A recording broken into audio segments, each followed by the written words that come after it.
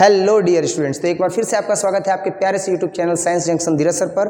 और आज के क्लास में हम लोग डिस्कस करने वाले हैं क्लास 12th के सबसे पहले चैप्टर बायोलॉजी की, जिसका नाम है जीवधारियों में जनन। जीवधारियों में जनन चैप्टर में जितना भी ऑब्जेक्टिव क्वेश्चन है, जो संभावित प्रश्न एग्जाम में आने वाले हैं और साथ ही साथ जो एग्जाम में पूछे गए प्रश्न हैं और जो इंपॉर्टेंट क्वेश्चंस हैं ऑब्जेक्टिव टाइप में, उन सारे प्रश्नों का जो है वो हम लोग आज कलेक्शन लेकर के आए हैं इस वीडियो में। तो उम्मीद करते हैं कि आपको ये वीडियो काफ़ी अच्छा लगेगा और आपके एग्ज़ाम में बहुत ही ज़्यादा ये महत्वपूर्ण साबित होगा। अगर आप इसे याद कर लीजिएगा तो ये विश्वास रखिएगा कि इस चैप्टर से जो आने वाले क्वेश्चंस होंगे वो इससे बाहर तो बिल्कुल नहीं आएंगे। तो जितना ये क्वेश्चन है, इस क्वेश्चन को आप बिल्कुल तैयार कर लीजिएगा, प्रिपेयर कर लीजिएगा। ज़्यादा समय न लेते हुए स्टार्ट करते हैं आज का वीडियो, जो है जीवधारियों में जनन। जीवधारियों में जनन ये चैप्टर है और सबसे जो पहला क्वेश्चन है वो है कि निम्नलिखित में से कौन सी अगुणित संरचना है। तो निम्नलिखित में से कौन सी अगुणित संरचना है? तो बच्चों, अंडाणु जो है वो अगुणित संरचना है और युग्मक जो है वो भी अगुणित संरचना है। तो ये अंडाणु अगुणित संरचना है और युग्मक भी अगुणित संरचना है। तो इस आधार पर अगर हम देखें तो हम ये कह सकते हैं कि बी और सी इसका आंसर है। तो इसीलिए इसका आंसर क्या हो जाएगा? डी हो जाएगा। अब इसके बाद हम अगला क्वेश्चन देखते हैं बच्चों। तो अगला क्वेश्चन है कि प्याज में प्रवर्धन होता है। ये भी 2023 में पूछा गया है। ये भी 2023 में पूछा गया ये प्रश्न है कि प्याज में कौन सा प्रवर्धन होता है। तो प्याज में जो प्रवर्धन होता है वो बल्ब के द्वारा होता है। किसके द्वारा होता है? बल्ब के द्वारा जो है वो प्रवर्धन होता है। इसीलिए इसका आंसर क्या हो जाएगा? इसका आंसर हो जाएगा बल्ब के द्वारा। यानी प्याज में जो प्रवर्धन होता है वो प्रवर्धन किसके द्वारा होता है? तो बल्ब के द्वारा होता है। नेक्स्ट हम देखेंगे अगला क्वेश्चन और क्वेश्चन नंबर 3। ज़्यादा समय न लेते हुए ऑप्शन टू ऑप्शन बात करते हुए चलेंगे। जहाँ पर व्याख्या करने लायक कोई पॉइंट आएगा उसको व्याख्या करेंगे। बाकी अगर किसी शब्द विशेष में आपको कोई दिक्कत हो तो आप उसे कमेंट सेक्शन में ज़रूर कमेंट कीजिएगा और मैं कोशिश करूँगा कि उसे रिप्लाई दूँ। अगला क्वेश्चन है आपके लिए कि निम्नलिखित में से किस समूह में अगुणित पादप शरीर होता है? निम्नलिखित में से किस में अगुणित पादप शरीर होता है? और ये जो है क्वेश्चन आया है 2023 में। 2023 में ये क्वेश्चन आया है कि निम्नलिखित में से कौन अगुणित पादप शरीर है। यानी आपको ये बताना है कि कौन सा ये जो समूह यहाँ पर दिया गया है, टेरिडोफाइट्स है, ब्रायोफाइट्स है, अनावृत बीजी है, आवृत बीजी है, तो इसमें से कौन सा जो है वो समूह अगुणित है, अगुणित पादप शरीर का होता है। तो अगुणित पादप शरीर का जो यहाँ पर हम व्याख्या करने वाले हैं बच्चों, वो इसका आंसर हो जाएगा 3rd नंबर का डी। ब्रायोफाइट्स का जो शरीर होता है, जो ब्रायोफाइट्स का पादप शरीर होता है वही अगुणित होता है। किसका? तो पादप शरीर किसका होना चाहिए? तो पादप शरीर जो है वो ब्रायोफाइट्स का होना चाहिए, तभी वो अगुणित होगा। आवृत बीजी का जो शरीर होता है वो अगुणित नहीं होता है। टेरिडोफाइट्स का जो शरीर होता है वो अगुणित नहीं होता है। अनावृत बीजी का जो शरीर होता है वो अगुणित नहीं होता है। केवल और केवल ब्रायोफाइट्स का जो शरीर होता है वही अगुणित होता है। इसके बाद नेक्स्ट हम क्वेश्चन देखेंगे बच्चों और नेक्स्ट क्वेश्चन नंबर 4 है। नेक्स्ट क्वेश्चन नंबर 4 है कि पैरामीशियम में किस प्रकार की द्विविखंडन होता है। यानी पैरामीशियम में किस प्रकार का द्विविखंडन होता है? क्या पैरामीशियम में सरल द्विखंडन होता है? क्या अनुदैर्ध्य द्विखंडन होता है? ऑब्लिक द्विखंडन होता है? या अनुप्रस्थ द्विखंडन होता है? तो जब चैप्टर ये पढ़ाया जा रहा था तो बताया गया था कि पैरामीशियम में जो द्विविखंडन होता है वो अनुप्रस्थ द्विविखंडन होता है। तो इसका आंसर क्या हो जाएगा बच्चों? इसका आंसर हो जाएगा अनुप्रस्थ द्विविखंडन। नेक्स्ट इसके बाद क्वेश्चन नंबर 5 देखेंगे और क्वेश्चन नंबर 5 है कि निम्नलिखित में से किसमें रंध्र तथा जड़ों का अभाव रहता है? आखिर इन ऑप्शंस में से कौन है जिसमें रंध्र और जड़ का अभाव रहता है? क्या वो जलकुंभी है? क्या वो हाइड्रिला है? क्या वो ड्रेसिना है? या क्या वो मार्सिलिया है? तो ये जो 5 नंबर क्वेश्चन है बच्चों, इस 5 नंबर क्वेश्चन का जो आंसर है वो है हाइड्रिला। हाइड्रिला जो है, इस हाइड्रिला में रंध्र और जड़ों का अभाव होता है। हाइड्रिला में रंध्र और जड़ का क्या होता है? अभाव होता है। नेक्स्ट इसके बाद क्वेश्चन नंबर 6 देखेंगे और क्वेश्चन नंबर 6 है कि पार्थेनोजेनेसिस किसके द्वारा निर्माण किया जाता है? और ये भी आया हुआ है 2023 में। क्वेश्चन नंबर 6 भी किस में आया है?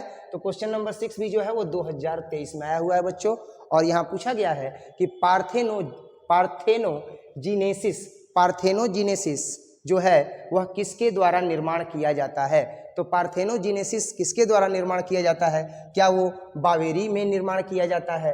क्या वे ओवेन में निर्माण किए जाते हैं? क्या सटन के द्वारा निर्माण होता है? क्या जोहानसन के द्वारा निर्माण होता है? आखिर जो है यह किसके द्वारा निर्माण होता है? पार्थेनोजीनेसिस। तो पार्थेनोजीनेसिस जो है वह ओवेन के द्वारा निर्माण किया जाता है। किसके द्वारा निर्माण किया जाता है? ओवेन के द्वारा निर्माण किया जाता है। नेक्स्ट अगला क्वेश्चन देखेंगे बच्चों, जो 7 नंबर है। 7 नंबर है कि समयुग्मक किसमें पाए जाते हैं?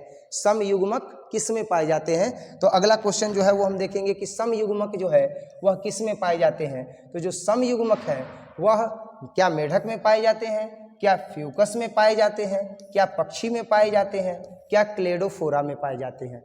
ये जो समयुग्मक हैं वो किस में पाए जाते हैं? तो समयुग्मक जो है ये पाए जाते हैं क्लेडोफोरा में। ये किस में पाए जाते हैं? ये पाए जाते हैं क्लेडोफोरा में। समयुग्मक किस में पाए जाते हैं?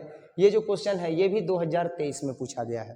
तो 2023 में ये जो क्वेश्चन पूछा गया है इसमें इसका आंसर होगा क्लेडोफोरा में। क्लेडोफोरा में जो है वो समयुग्मक पाया जाता है। अगला जो है वो देखेंगे बच्चों, अगला है 8 नंबर क्वेश्चन। और 8 नंबर जो क्वेश्चन है वो है कि आवृतबीजी पौधों के भ्रूणपोष में गुणसूत्रों की सूत्र गुणता क्या होती है? तो जो आवृतबीजी पौधे होते हैं ना उनके भ्रूणपोष में गुणसूत्रों की सूत्र गुणता क्या होती है? तो इसमें जो सूत्र गुणता होती है बच्चों वो 3n होती है। तो ये जो ऑप्शन सी है 3n यही इसका आंसर हो जाएगा। क्लियर है? अब नेक्स्ट जो है वो हम लोग क्वेश्चन नंबर 9 देखेंगे। और क्वेश्चन नंबर जो है वो 9 दिया गया है कि सूक्ष्म प्रजनन में क्या संभव है? सूक्ष्म प्रजनन में क्या संभव है? तो सूक्ष्म प्रजनन में अगर देखा जाए बच्चों तो सूक्ष्म प्रजनन जब भी होता है तो उसमें अलैंगिक प्रजनन होता है। कौन सा प्रजनन होता है? अलैंगिक प्रजनन। तो सूक्ष्म प्रजनन में कभी भी अगर देखा जाए तो अलैंगिक प्रजनन होता है, इसीलिए इसका आंसर हो जाएगा अलैंगिक प्रजनन। और ये 2021 की बोर्ड एग्जाम्स में पूछा गया है कि सूक्ष्म प्रजनन में क्या होता है, क्या संभव होता है? तो सूक्ष्म प्रजनन में अलैंगिक प्रजनन संभव होता है। नेक्स्ट इसके बाद अगला क्वेश्चन देखेंगे और अगला क्वेश्चन है 10 नंबर। और 10 नंबर जो क्वेश्चन है बच्चों वो 10 नंबर क्वेश्चन दिया गया है कि निम्न में से कौन उभयलिंगी प्राणी है?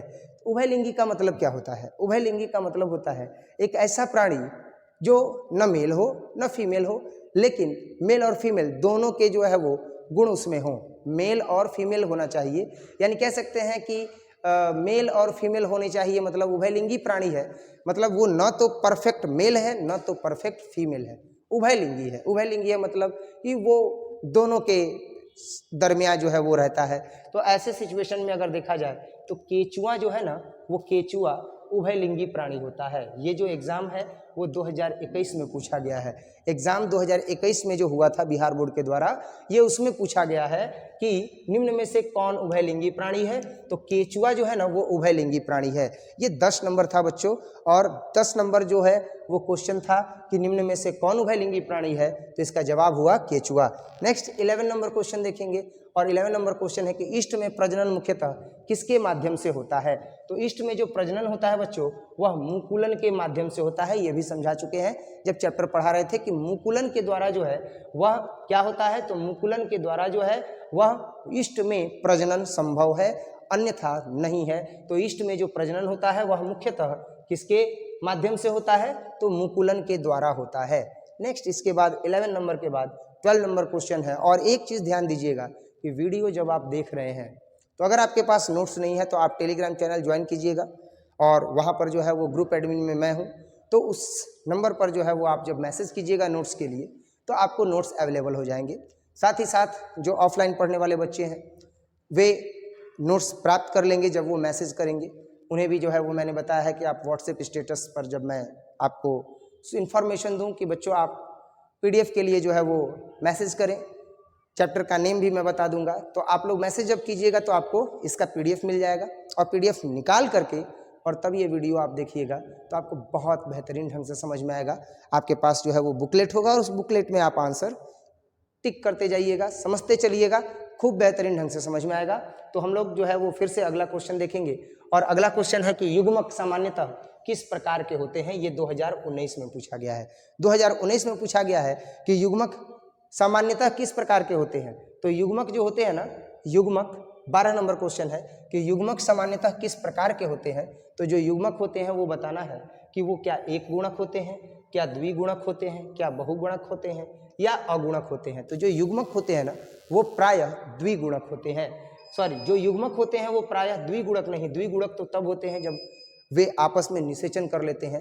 तो ऐसे सिचुएशन में जो है मेल और फीमेल का जब, मेल का जब शुक्राणु और फीमेल का जब अंडाणु, जब दोनों मिलता है तब जाकर के जो है वो युग्म बना लेते हैं। तो यहाँ पर अगर देखा जाए कि युग्मक सामान्यतः किस प्रकार के होते हैं, सिंगल सिंगल बेस पर है तो हैप्लॉइड होते हैं, यानी कि एक गुणक होते हैं। क्या होते हैं? एक गुणक होते हैं। नेक्स्ट इसके बाद हम लोग 13 नंबर क्वेश्चन देखेंगे। 13 नंबर जो प्रश्न है बच्चों, वो 13 नंबर प्रश्न दिया गया है आपके स्क्रीन पर। 13 नंबर प्रश्न है कि निम्नलिखित में से किसमें पादप काय अगुणित होता है। तो ऐसा इसमें से कौन सा है जिसमें पादप काय जो है वो अगुणित होता है? क्या वो शैवाल है, क्या वो कवक है, क्या वो ब्रायोफाइट्स है? तो जब चैप्टर पढ़ाया जा रहा था तो उसमें ये बताया गया था, ट्रिकी है ये, कि आखिर अगुणित जो है वो कौन कौन होता है।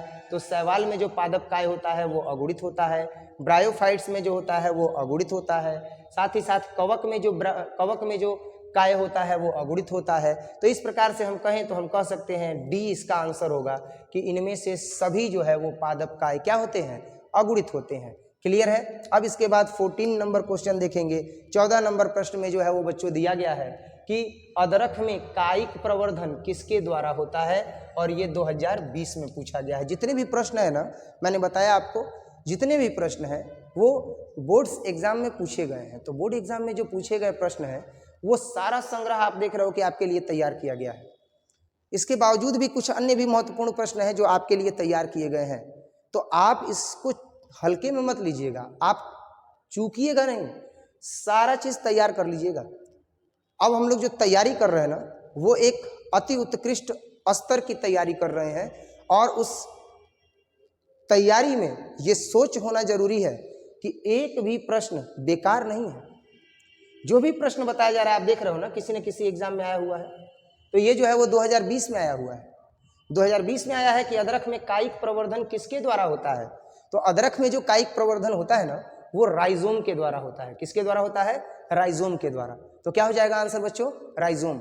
ये मैंने पहले भी बताया था कि अदरक में जब कायिक प्रवर्धन, अच्छा कायिक प्रवर्धन जब मैं पढ़ा रहा था चैप्टर, तो मैंने उस समय बताया था कि अदरक में जो है वो कायिक प्रवर्धन होता है, लेकिन किसके द्वारा होता है? राइजोम के द्वारा होता है। कायिक प्रवर्धन किसके द्वारा होता है? राइजोम के द्वारा होता है। नेक्स्ट क्वेश्चन नंबर 15 देखेंगे, और क्वेश्चन नंबर 15 जो है वो दिया गया है कि कंद किसका रूपांतरण है। ये भी 2019 में पूछा गया प्रश्न है कि कंद किसका रूपांतरण है। तो ये जो कंद है वह किसका रूपांतरण है भाई? जड़ का रूपांतरण है। जड़ ही तो बदल जाता है तो कंदमूल बन जाता है। कंदमूल जो श्री राम जी वन में खाए थे, मिट्टी खोद करके और कंद को निकाले थे और उसको जो है वो खाए थे, अपनी भूख को मिटाए थे। तो कंद जो है वह किसका रूपांतरण है? जड़ का रूपांतरण है। तो इसका आंसर क्या हो जाएगा बच्चों? इसका आंसर हो जाएगा जड़। तो कंद किसका रूपांतरण है? ये 2019 में पूछा है, और कंद जो है वो जड़ का रूपांतरण है। नेक्स्ट देखेंगे क्वेश्चन नंबर 16, और क्वेश्चन नंबर 16 है कि काजू निम्नलिखित में से कैसा फल कहलाता है। तो काजू जो है वो नट फल कहलाता है। क्या कहलाता है? नट फल कहलाता है। नेक्स्ट क्वेश्चन नंबर 17 देखेंगे। क्वेश्चन नंबर 17 है कि जैम्यूल्स निर्माण किसमें होता है। तो जो जैम्यूल्स निर्माण होता है वो किसमें होता है भाई? तो जो जैम्यूल्स निर्माण होता है वो स्पंज में होता है। जैम्यूल्स निर्माण किसमें होता है? स्पंज में होता है। इसका आंसर होगा डी। जैम्यूल्स निर्माण किसमें होता है? तो जैम्यूल्स निर्माण स्पंज में होता है। जैम्यूल्स निर्माण ईस्ट में नहीं होता है, अमीबा में नहीं होता है, हाइड्रा में नहीं होता है, किसमें होता है? स्पंज में होता है। 17 नंबर के बाद बच्चों देखेंगे 18 नंबर क्वेश्चन, और 18 नंबर क्वेश्चन जो है वो दिया गया है कि 124 शुक्राणुओं के निर्माण में कितनी जो है वो अर्धसूत्री विभाजन की आवश्यकता होती है। अगर 124 गो शुक्राणु होगा तो 124 गो शुक्राणु के लिए जब उसका निर्माण करना होगा 124 शुक्राणुओं का, तो आखिर कितना जो है वो अर्धसूत्री विभाजन होगा, अर्धसूत्री विभाजन की संख्या कितनी होगी। और ये है 18 नंबर क्वेश्चन, 18 नंबर क्वेश्चन। तो 18 नंबर क्वेश्चन में अगर हम देखें तो ऐसा बताया गया कि अर्धसूत्री विभाजन जब भी होगा इसमें तो 31 गो होगा। कौ गो होगा? 31 गो होगा। 31 गो अर्धसूत्री विभाजन होगा, तब जा करके जो है वो 124 गो शुक्राणु बनेगा। 124 गो शुक्राणु के लिए 31 गो जो है वो क्या होना चाहिए, तो अर्धसूत्री विभाजन होना चाहिए। अगला प्रश्न देखते हैं, 19 नंबर प्रश्न है कि केचुआ कौन सा प्राणी है। 19 नंबर प्रश्न है कि केचुआ कौन सा प्राणी है। तो केचुआ कौन सा प्राणी है भाई, तो एक लिंगी प्राणी तो है नहीं, अलिंगी प्राणी तो है नहीं। केचुआ क्या है, तो इसमें मेल और फीमेल दोनों का गुण पाया जाता है, इसीलिए इसे उभयलिंगी भी कहा जाता है। इसे उभयलिंगी भी कहा जाता है, यानी ये द्विलिंगी होता है। तो इसका आंसर क्या हो जाएगा, बी। तो ये थोड़े से इंपॉर्टेंट क्वेश्चन को अब इसमें इंक्लूड किए हैं। आप देख रहे हो ये किसी एग्जाम में पूछा नहीं गया है। तो केचुआ जो है वो कौन सा प्राणी है, द्विलिंगी प्राणी है। नेक्स्ट देखेंगे 20 नंबर क्वेश्चन बच्चों, और 20 नंबर जो क्वेश्चन है वो दिया गया है कि इनमें से कौन सा भाग अगुणित है। तो जो पराग वाला भाग है ना वो अगुणित होता है, अंडाशय अगुणित नहीं होता है, युग्मनज अगुणित नहीं होता है, पराग कोश अगुणित नहीं होता है, लेकिन जो पराग होता है ना वो पराग क्या होता है, तो अगुणित होता है। नेक्स्ट क्वेश्चन देखेंगे बच्चों 21 नंबर कि इनमें से किसे बंगाल का आतंक कहा जाता है। तो जो बंगाल का आतंक है ना वो जलकुंभी कहलाता है। कौन कहलाता है, जलकुंभी कहलाता है। जलकुंभी को बंगाल का आतंक कहते हैं। सबसे पहले जो जलकुंभी थी वो आई थी किस लिए, तो तालाब की खूबसूरती को बढ़ाने के लिए, और तालाब की खूबसूरती को बढ़ाने के लिए जलकुंभी को लाया गया। लेकिन जलकुंभी का विस्तार होने लगा, और जब विस्तार हो गया पूरे तालाब में तो बंगाल में लाया गया। तो वहाँ के जो हमारे बंगाली बंधु हैं उन्होंने जो मछलियाँ पाल रखी थी उन मछलियों की मृत्यु होने लगी। बड़े पैमाने पर मछलियों की मृत्यु हुई और बड़े ही एक व्यापक स्तर पर यह पूरे तालाब में फैल गया। तुरंत इसको जो है वो बंगाल का आतंक घोषित किया गया। नेक्स्ट हम देखेंगे 22 नंबर क्वेश्चन, और 22 नंबर क्वेश्चन दिया गया है कि इनमें से कौन ठहरे हुए पानी में उगकर ऑक्सीजन खींच लेता है। जलकुंभी तो है जिसके बारे में अभी चर्चा कर रहे थे। जलकुंभी ही है जो ठहरे हुए पानी में तालाब में खूबसूरती के लिए लगाया गया था, लेकिन ये जब फैल गया तो पूरे पानी के ऑक्सीजन को खींच लिया, जिसके पश्चात उसमें की मछलियां जो है वो मृत हो गई, और इसीलिए इसका आंसर क्या हो जाएगा, ए हो जाएगा। नेक्स्ट 22 नंबर के बाद 23 नंबर क्वेश्चन देखेंगे बच्चों, और 23 नंबर जो क्वेश्चन है वो है कि जब नर और मादा गैमीट में युग्मन होता है तब यह क्या कहलाता है। तब यह लैंगिक जनन कहलाता है। भाई नर है और मादा है, तो नर और मादा में जब कभी भी अगर युग्मन होगा तो वो क्या कहलाएगा, वो कहलाएगा लैंगिक जनन। क्या कहलाएगा, लैंगिक जनन। नेक्स्ट 23 नंबर के बाद 24 नंबर क्वेश्चन देखेंगे बच्चों, और 24 नंबर क्वेश्चन जो है वो दिया गया है कि मधचक्र ओस्ट्रस साइकिल पाई जाती है। ये 2022 में आया हुआ प्रश्न है। पिछले वर्ष में 2022 में ये क्वेश्चन आया है कि आखिर ओस्ट्रस चक्र ओस्ट्रस साइकिल किस में पाया जाता है, मध चक्र किस में पाया जाता है। तो जो मध चक्र होता है ना वो गाय में भी पाया जाता है। गाय में जब पाया जाता है मध चक्र तो डॉक्टर को बुलाया जाता है, दिखाया जाता है, या किसी मेल जो है वो ऑक्स जो है ना बैल, उसके पास जो है इसको लेकर के जाया जाता है। अब आप समझ रहे होंगे मैं क्या कह रहा हूँ। ठीक इसी प्रकार से भेड़ में, कुत्ता में भी जो है वो ओस्ट्रस साइकिल पाई जाती है। तो इसका जवाब क्या हो जाएगा, इसका जवाब हो जाएगा डी। इसका जवाब हो जाएगा डी बच्चों, कि जो मध चक्र है वह किस में पाई जाती है, तो गाय में भी पाई जाती है, भेड़ में भी पाई जाती है, और कुत्ता में भी पाई जाती है। नेक्स्ट क्वेश्चन नंबर 25 देखेंगे। 25 नंबर जो क्वेश्चन है बच्चों वो 25 नंबर क्वेश्चन है कि उच्च श्रेणी के पौधों में निषेचन होता है। जो उच्च श्रेणी के पौधे होते हैं ना उनमें बाह्य निषेचन नहीं होता है, ना ही जल में निषेचन होता है, ना ही हवा में, बल्कि उनमें क्या होता है, आंतरिक निषेचन होता है। तो उच्च श्रेणी के पौधों में निषेचन कैसा होता है, आंतरिक निषेचन होता है। क्लियर है, उच्च श्रेणी का जो पौधा होता है उसमें आंतरिक निषेचन होता है। अब नेक्स्ट क्वेश्चन नंबर जो है वो 26 देखेंगे, और 26 नंबर जो क्वेश्चन है बच्चों वो 26 नंबर क्वेश्चन दिया गया है कि सल्ककंद का उदाहरण क्या है। सल्ककंद का उदाहरण क्या है, ये 26 नंबर क्वेश्चन है। तो सल्ककंद का जो उदाहरण है वो अदरक तो नहीं है, ना ही दूब घास है। इसीलिए मैंने पिछले अभी कुछ मिनट पहले जो है वो एक क्वेश्चन बताया प्याज के विषय में, तो वो बल्ब मैंने ऑप्शन जो है वो बताया था आंसर। बल्ब का मतलब जो है वो यही होता है, सल्ककंद होता है। तो जो ये सल्ककंद है उसका उदाहरण क्या है, प्याज है। यही इसका क्या हो जाएगा, आंसर हो जाएगा। सल्ककंद का उदाहरण क्या है, तो सल्ककंद का उदाहरण प्याज है। नेक्स्ट क्वेश्चन नंबर 27 देखेंगे, और 27 नंबर जो क्वेश्चन है वो दिया गया है कि स्तनधारियों में निषेचन कहाँ होता है। तो स्तनधारियों में जो निषेचन होता है ना वो फैलोपियन ट्यूब में होता है बच्चों। फैलोपियन ट्यूब में ही निषेचन की क्रिया संपन्न होती है। तो फैलोपियन ट्यूब न दे करके फैलोपियन नली दिया है, यही इसका क्या हो जाएगा, आंसर हो जाएगा। तो ये फैलोपियन ट्यूब में जो है वो निषेचन की क्रिया संपन्न होती है। नेक्स्ट 28 नंबर क्वेश्चन देखेंगे, और 28 नंबर जो क्वेश्चन है वो दिया है कि प्राकृतिक अनिषेक जनन पाया जाता है। तो अनिषेक जनन, और वो भी प्राकृतिक, मधुमक्खी में पाया जाता है।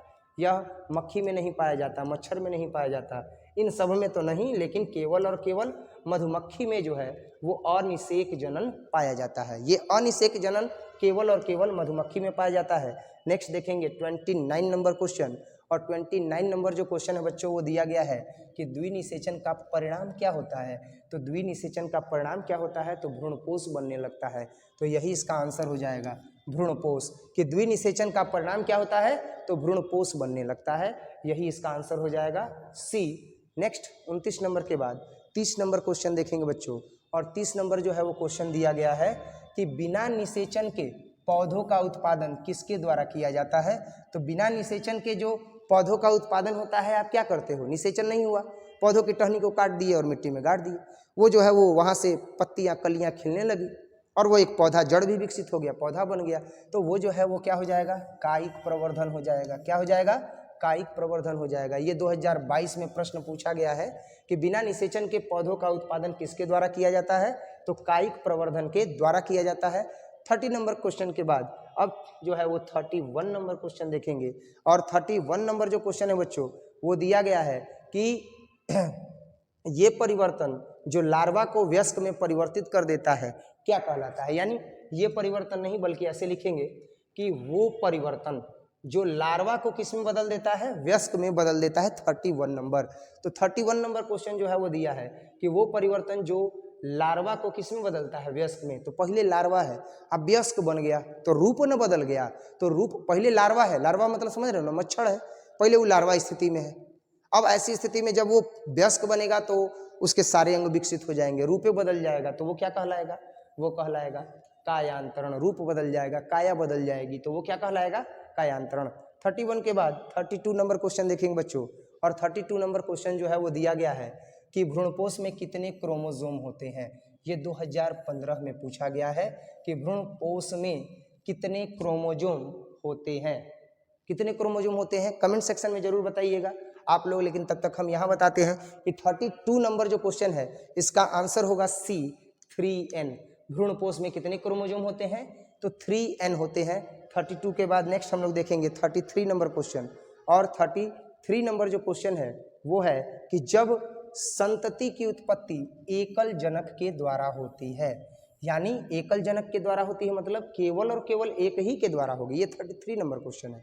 तो 33 नंबर क्वेश्चन जो है वो दिया है कि जब संतति की उत्पत्ति एकल जनक के द्वारा होती है, तो जब एकल जनक के द्वारा होती है तो ऐसी स्थिति में तब यह क्या कहलाता है, तो जब एकल जनक के द्वारा होगी।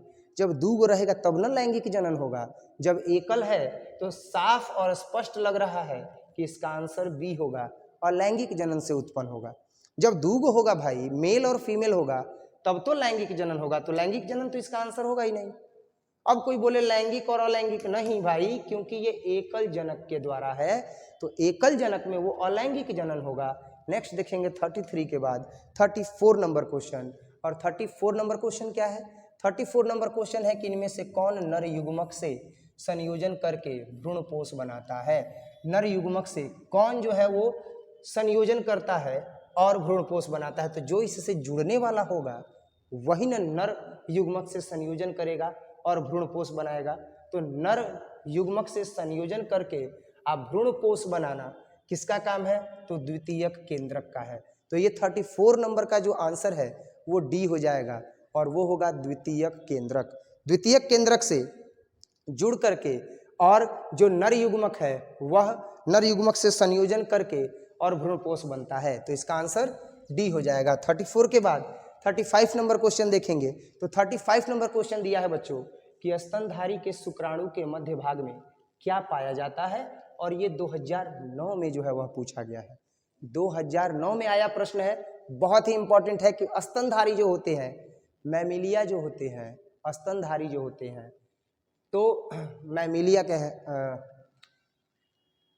स्तनधारी जो होते हैं वो स्तनधारी शुक्राणु के मध्य भाग में क्या पाया जाता है, तो 35 नंबर है। ऐसी स्थिति में अगर हम देखते हैं कि वो स्तनधारी है तो उसमें माइटोकॉन्ड्रिया पाया जाएगा। नेक्स्ट 36 नंबर क्वेश्चन देखेंगे। 36 नंबर क्वेश्चन है कि चमगादड़ के द्वारा परागण क्या कहलाता है। तो चमगादड़ के द्वारा जो परागण है क्या वो ऑर्थोनोफिल कहलाता है, क्या वो कीरोप्लेटोफिली कहलाता है, ये जो है वो 36 नंबर क्वेश्चन, क्या वो एंटोमोफिली कहलाता है या हाइड्रोफिली कहलाता है। तो चमगादड़ के द्वारा जो परागण होता है उसे कीरोप्लेटोफिली बोला जाता है, कीरोप्लेटोफिली बोला जाता है, कीरोप्लेटोफिली बोला जाता है। तो ये इसका जो है वो आंसर हो जाएगा कीरोप्लेटोफिली। तो कीरोप्लेटोफिली जो है वो परागण कहलाएगा जब अगर वो परागण किसके द्वारा होगा, चमगादड़ के द्वारा होगा। नेक्स्ट धीरे धीरे जो है वो हम लोग आगे बढ़ रहे हैं। 36 के बाद जो है वो हम लोग 37 नंबर क्वेश्चन देखेंगे। और 37 नंबर जो क्वेश्चन है वो दिया गया है कि जो जनक समान जीव प्राप्त होता है वह किसके द्वारा होता है। तो जो जनक समान जीव प्राप्त होता है वह बीज से प्राप्त होता है। जो जनक समान जीव होता है क्या वो बीज से प्राप्त होता है, क्या वो युग्मनज से प्राप्त होता है, क्या वो युग्मकों से प्राप्त होता है, क्या वो विखंडन से प्राप्त होता है। 37 नंबर क्वेश्चन है। 37 नंबर क्वेश्चन में हम देखते हैं कि जो जीव प्राप्त होता है ना, जनक के समान जीव, वो किसके द्वारा प्राप्त होता है, विखंडन के द्वारा प्राप्त होता है। तो विखंडन के द्वारा जो जनक समान जीव प्राप्त होगा वो विखंडन से ही होगा, वो युग्मनज से नहीं होगा, वो बीज से नहीं होगा, वो युग्मकों से नहीं होगा। केवल और केवल विखंडन के द्वारा ही जनक समान जीव को प्राप्त किया जा सकता है। नेक्स्ट 38 नंबर क्वेश्चन देखेंगे। और 38 नंबर क्वेश्चन में यह दिया गया है कि द्विखंडन किसमें पाया जाता है, और ये 2021 में आया हुआ प्रश्न है। 2021 में ये प्रश्न पूछा है कि द्विखंडन किसमें पाया जाता है। ये 2021 में आया हुआ प्रश्न है कि क्या यह अमीबा में पाया जाता है, क्या यह पैरामीशियम में पाया जाता है, क्या यह जलकुंभी में पाया जाता है, या अमीबा तथा पैरामीशियम दोनों में पाया जाता है। तो इसका आंसर होगा कि अमीबा और पैरामीशियम दोनों में द्विखंडन पाया जाता है। क्या पाया जाता है, द्विखंडन पाया जाता है। नेक्स्ट जो है वो हम देखेंगे बच्चों क्वेश्चन। अगला क्वेश्चन है 39 नंबर। तो 39 नंबर जो है वो क्वेश्चन हम देख रहे हैं कि मुकुलन बर्डिंग, क्या है, मुकुलन बर्डिंग द्वारा जनन किसमें होता है। और ये भी 2015 में आया हुआ प्रश्न है। ये वीडियो बहुत ही ज़्यादा आप लोगों के लिए हेल्पफुल होने वाला है, तो आप लोग वीडियो को स्किप मत कीजिएगा, क्योंकि आप देख रहे हो कि इसमें मैक्सिमम जो क्वेश्चन है ना वो सारे के सारे क्वेश्चन किसके लिए हैं, तो वो सारे के सारे क्वेश्चन बिहार बोर्ड के प्रिपरेशन के लिए हैं। इसमें मैक्सिमम क्वेश्चंस ऐसे हैं जो एग्जाम में आए हुए हैं, 2015 से लेकर के 2023 तक के प्रश्नों का संग्रह है इसमें। तो मुकुलन द्वारा जनन किसमें होता है, ये जब मैंने पढ़ाया था तो उसमें भी मैंने बताया था कि ईस्ट में जो है वह मुकुलन के द्वारा जनन होता है। किसके द्वारा होता है, ईस्ट में। तो ईस्ट में जो है वह मुकुलन के द्वारा जनन होता है, और ये 2015 में आया था। नेक्स्ट हम देखेंगे 39 के बाद 40 नंबर क्वेश्चन। और 40 नंबर जो क्वेश्चन है बच्चों, वो 40 नंबर क्वेश्चन है कि जलकुंभी 65,000 से अधिक पौधे कितने माह में उत्पन्न कर सकता है। देखो ये क्यों बंगाल का आतंक जो है वो कहलाता है कि जो 65,000 पौधे हैं, 65,000 से भी अधिक पौधे कितने माह में जलकुंभी जो है वह उत्पन्न कर सकता है। ये 40 नंबर क्वेश्चन का आंसर होगा मात्र 8 महीने में। 8 महीने में जो जलकुंभी है ना वो लगभग 65,000 से अधिक पौधों को उत्पन्न कर देगा। तो पूरे जल के ऑक्सीजन को यह जब सोख लेगा तो उसमें जलीय जीव जंतु रहेंगे नहीं, मृत्यु हो जाएगी। मात्र 8 महीना में कितने पौधे, 65,000 से अधिक पौधे जो है वो जलकुंभी उत्पन्न करती है। नेक्स्ट हम लोग देखेंगे 41 नंबर क्वेश्चन। और 41 नंबर क्वेश्चन जो है वो दिया गया है बच्चों कि इनमें कौन केवल एक बार अपने जीवन काल में पुष्प उत्पन्न करता है या पुष्प पैदा करता है। तो आम तो सीजन आता है तो पुष्प उत्पन्न करते रहता है, तो ये इसका आंसर नहीं होगा। जामुन भी जब मौसम आता है तो बारी बारी से सीजन बाई सीजन जो है ये पुष्प उत्पन्न करता है। लीची का भी वही हाल है, इसका भी जो है वो एक पौधा रहेगा और सीजन दर सीजन जो है यह अपने पुष्प उत्पन्न करता रहेगा। लेकिन बांस एक ही बार पुष्प उत्पन्न करता है, इसके बाद वह ऊपर बढ़ता जाता है और एक पौधे का रूप ले लेता है। एक बड़ा सा जो है वो पतला सा जो है वो एक पौधे का रूप, पेड़ का रूप लेता है। बाद में इसको काट करके हम लोग उपयोग कर लेते हैं। तो इसका जो आंसर है वो क्या हो जाएगा, बांस हो जाएगा। 41 नंबर के बाद हम लोग जो है वो 42 नंबर क्वेश्चन देखेंगे बच्चों। और 42 नंबर क्वेश्चन दिया है कि ऋतुस्राव चक्र किस में होता है? मनुष्य में ऋतुस्राव होता ही है। इसके बाद चिंपैंजी में भी जो है वो ऋतुस्राव होता है, मेंस्ट्रुएशन साइकिल चलता है। और बंदर में भी जो है वो मेंस्ट्रुएशन साइकिल चलता है।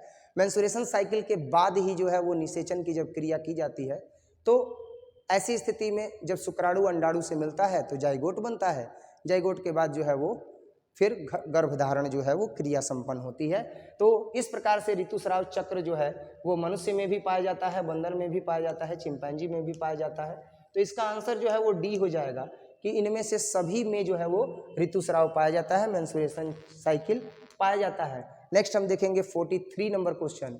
और 43 नंबर क्वेश्चन है बच्चों कि मनुष्य के युग्मकों में गुणसूत्रों की संख्या होती है। ये 2023 में भी पूछा गया है, 2021 में भी पूछा गया है और 2015 में भी पूछा गया है। और ये क्लास में ही आप लोग याद कर लिए होंगे कि मनुष्य में गुणसूत्रों की संख्या 46 होती है। कितनी होती है? 46 होती है।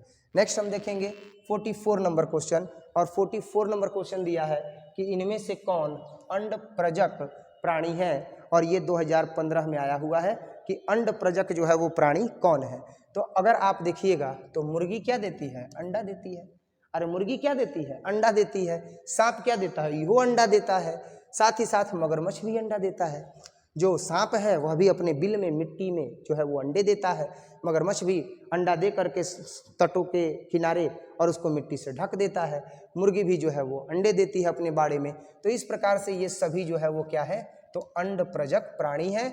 और इसका आंसर हो जाएगा कि इनमें से सभी, यानी मुर्गी अंडा देती है, सांप भी अंडा देता है और मगरमच्छ भी अंडा देता है। क्लियर है?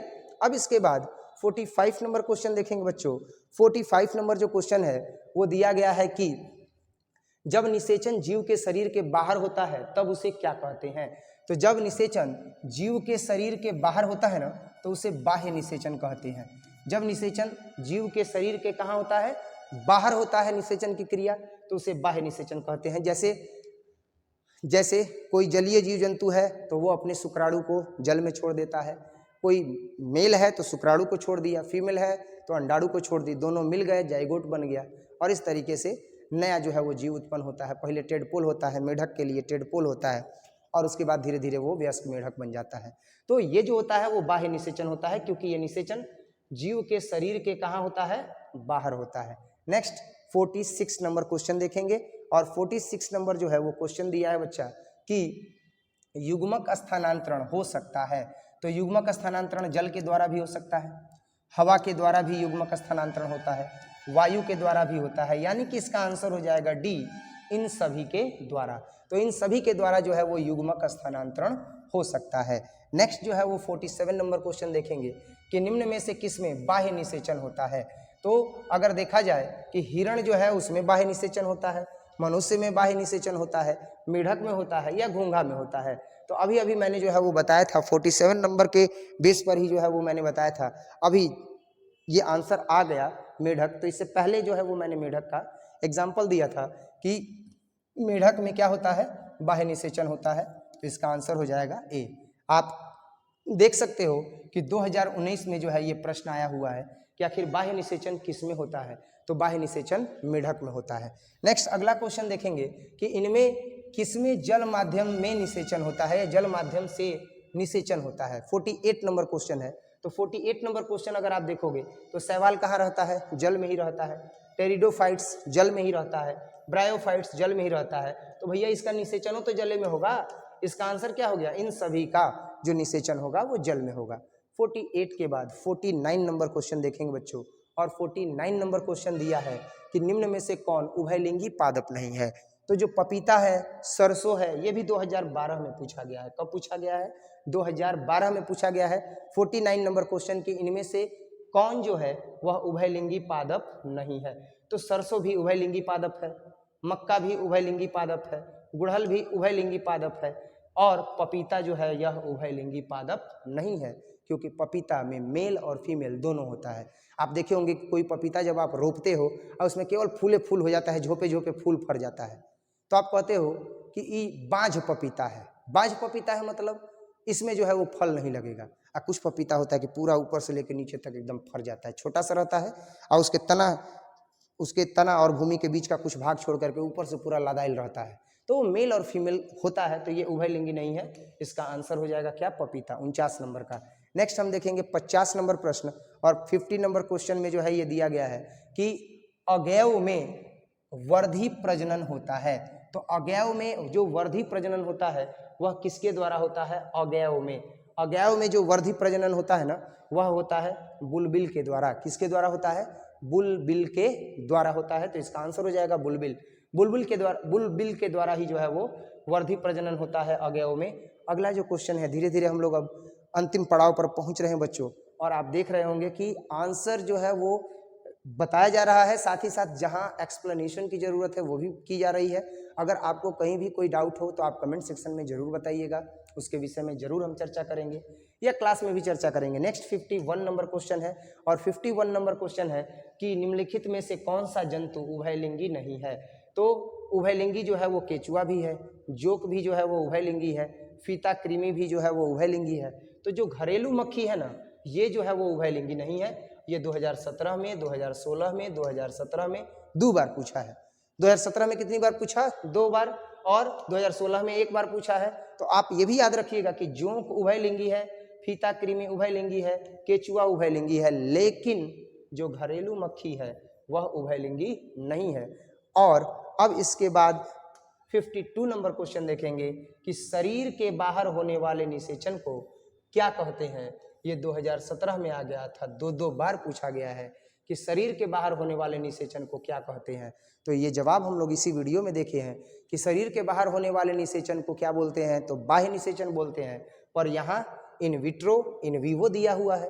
अब इस अंग्रेजी में भी पूछ देता है तो बच्चे हिंदी में याद करते हैं, इंग्लिश में नहीं। यहाँ पर इसको भी जो है वो घुमा करके पूछा है 2017 में 2 बार, तो हम भी इसको मेंशन कर दिए हैं कि आप लोग तैयार कर लीजिए, कोई कंफ्यूजन नहीं रहेगा। तो जो शरीर के बाहर होने वाला निषेचन होता है बच्चों, वो इन विट्रो होता है। तो इसीलिए इसका जवाब क्या हो जाएगा? इन विट्रो, बाह्य निषेचन होता है। शरीर के बाहर होने वाले निषेचन को बाह्य निषेचन कहते हैं। और इस प्रकार से अब जो है वो इस चैप्टर का टोटल 52 ऑब्जेक्टिव क्वेश्चंस जो है वो हम लोगों ने सेलेक्ट किया था, जो आपके परीक्षा में मदद करेगा। बेहतरीन से बेहतरीन क्वेश्चंस को हमने आपके लिए तैयार किया था। एग्जाम्स में पूछे गए प्रश्नों का एक ऐसा संग्रह लेकर के आए हैं, महत्वपूर्ण प्रश्नों का एक ऐसा संग्रह लेकर के आए हैं जो आपके एग्जामिनेशन में मील का पत्थर साबित होगा। उम्मीद करते हैं कि आपको ये वीडियो काफ़ी अच्छा लगा होगा, और इसी तरह के वीडियो देखने के लिए और एग्ज़ाम की तैयारी करने के लिए, ताकि आप 2024 में एकदम अपना पताका जो है वो फहरा सकें, काबिलियत का झंडा गाड़ सकें, आप हमारे YouTube चैनल से जुड़े रहिएगा। हम आपके लिए इसी तरीके का वीडियो बनाते रहेंगे। वीडियो अच्छा लगा हो तो लाइक ज़रूर कीजिएगा। मिलते हैं अगले वीडियो में, तब तक के लिए जय हिंद।